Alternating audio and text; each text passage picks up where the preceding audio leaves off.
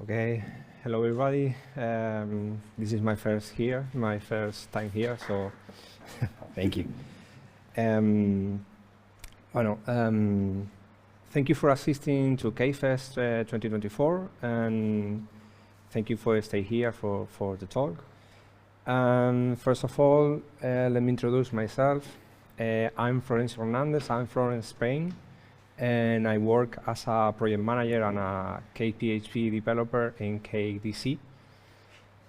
So before joining KDC, I was working in different positions from consultancy to development and using proprietary and open source technologies such as CakePHP, and to provide solutions to my clients, especially in the tourism and hospitality industry.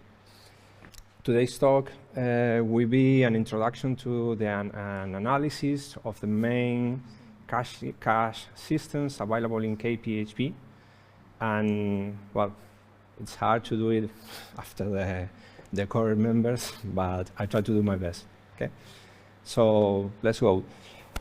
What is a cache system? Well, this talk is for beginners, okay? So what is a cache system? A cache system is a high-speed data storage layer that allows frequently access data to be stored for the future request.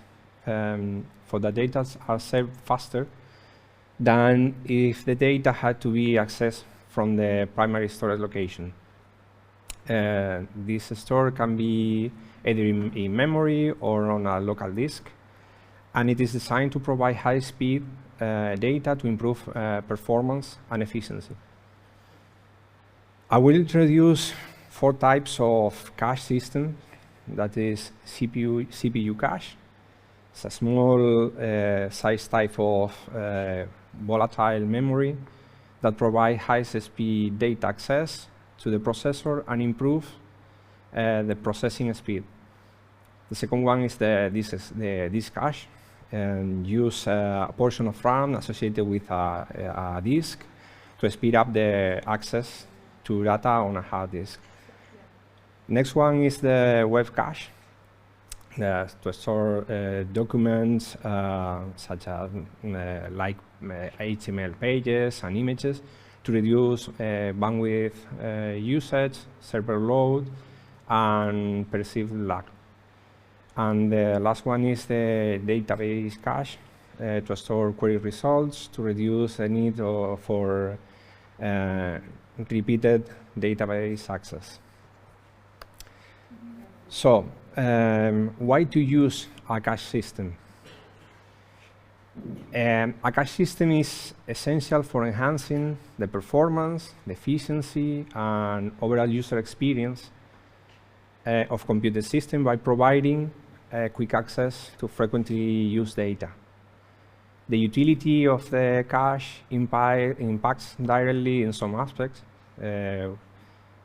performance, improve the performance of your application, mainly in 2 aspects: reduce the latency by storing copies of frequently accessed data, and it reduces the time it takes to access the data. Increase the speed. Applications run faster as they can quickly retrieve the data from the cache rather than computing it again or fetching it from a slower data store. The second aspect is the efficiency enhancement with a lower resource consumptions, reducing the load of backend systems by decreasing the number of requests that need to be processed by the main data store or computational resources, and also optimize the bandwidth usage, particularly in web caching. It minimizes the need to retrieve the same data repeatedly over the network. So the third one is the cost reductions, because we can reduce the infrastructure cost by offloading the work from databases and servers Caching can help reduce infrastructure costs and improve scalability. And also the energy savings, because of the lower resources uses, translates to energy savings, making system more cost-effective and environmental friendly. And last but not least, improve the user experience with faster response times. So the user experience quicker load time and smoother applications, interactions with applications, which is crucial for user satisfaction and retention. And also the offline access, because some cache systems allow access to data even when the main data source is unavailable, providing a level of redundancy and reliability. So, in CakePHP 5, we have this cache engine. The file, which is a simple cache that uses local files. It is the slowest cache engine, and doesn't provide as many features for atomic operations. However, since this storage is often quite cheap, storing large objects or elements that are infrequently written work well in files. Next one is Memcache. This is a in-memory key value cache system that uses the Memcache extension, and it's simple but powerful. Next one is Redis. It uses the PHP Redis extensions and provides a fast and persistent cache system similar to Memcache, but also provides atomic operations. Next one is APCU that uses the PHP CPU extension and uses the shared memory on the web server to store objects. This makes it very fast and able to provide atomic read and write operations. Well, we also have the array that store all data in an array, but these engines does not provide persistent storage, and it's intended for using application test suites. Well, we also have the null, but the null doesn't actually store anything and fails on all read operations. So let's see the cache engines in CakePHP and how to configure the cache engines. We have two ways to do it. The first one is providing the cache engine configuration as an array, and the second one is providing a DNS string like we have in the example. There are some common options for all the cache engines, such as duration, that configures as a string-to-time compatible expression, specifies how long items are retained in the cache. Groups is a list of groups or tags associated with every key storage in this config, and is useful when you need to delete some subset of data from a cache. Prefix, prepended to all entries, is good when you need to share a key space with either another cache config or another application. Probability of hitting a cache GC cleanup. Every cache engine has their own configuration, and you can review it in the CakePHP 5 book if you need it. Okay, so let's go. I did an analysis to review the performance and how fast is every cache engine. So to perform this analysis, to do this analysis, I use an environment with the dev, with Redis and Memcache extensions installed. I did it with CakePHP 5 basic project. It's a blog. And I configured the 3 different cache systems, cache engines, File, Memcache, and Redis. So to perform the test, I use 3 different tools. I create my own scripts to log the time to spend to log the time spent on write and read operations. I use JMirror to perform the workload test in the 3 cache engines. And I also use the Memtire benchmark to run the performance analysis for Redis and Memcache engines. So let's start to review the results of the test. Well, first of all, I use the scripts to log the response time for write and read operations. I run the process 4 times, with 4 times with all of the cache engines.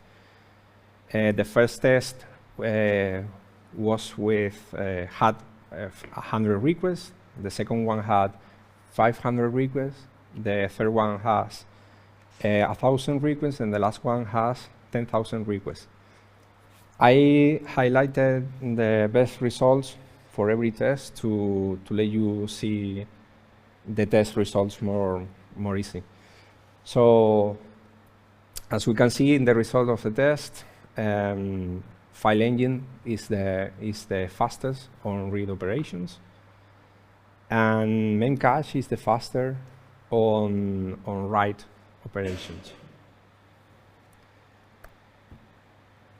The second step of the test, I ran a workload test for both read and write operations for each of the cache system with a set of 1,000 requests per test simultaneously using JMirror. So this test aims to evaluate the average response and the throughput, the average response times, and the throughput of each type of operation and cache system. I highlighted the best results of the test, and as I told you before, the test was made with 1,000 requests, and it concludes that the lower average in write and read operation is Redis, and while the best throughput in write and read operation is Memcache. Okay, I also did a third test, a performance review test using Memtire benchmark, which is a tool that allows us to perform a test on Redis and Memcache in write and read operations also. And this is the result of the test. And here we can see that the best latency average is for Memcache, and also the read and write operations. Sets is the read operations and gets the write operations and gets the read operation. So this test was done with 4 threads, 10 connections per thread, and 10,000 requests per client simultaneously. Well,